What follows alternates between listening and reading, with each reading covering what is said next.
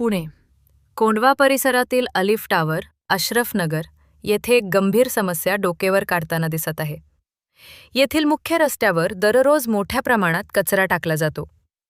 या रस्त्यावरून जाणाऱ्या नागरिकांना, पायी चालणाऱ्या लोकांना आणि वाहन चालकांना भयाण अवस्थेत पडलेला कचरा, त्यातून येणारी तीव्र दुर्गंधी आणि निसरडा झालेला रस्ता यातूनच मार्ग काढावा लागतो.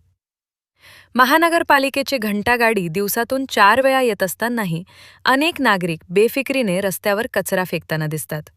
इतकेच नाही तर परिसरातील काही हॉटेल्स आणि छोटे मोठे दुकानदार देखील आपला कचरा थेट रस्त्यावर टाकून मोकळे होतात.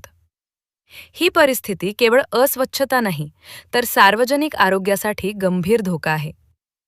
महानगरपालिका प्रशासनाने याकडे तात्काळ लक्ष देत विशेष स्वच्छता पथक नेमावे, आवश्यक निधी आणि विशेष गाड्यांची व्यवस्था करावी आणि प्रभावी नियोजनाद्वारे ही समस्या कायमस्वरूपी सोडवावी. तसेच नियमांनुसार रस्त्यावर कचरा टाकणाऱ्यांवर कडक दंडात्मक कारवाई त्वरित सुरू करण्यात यावी. स्वच्छ परिसर ही प्रत्येक नागरिकाची जबाबदारी आहे.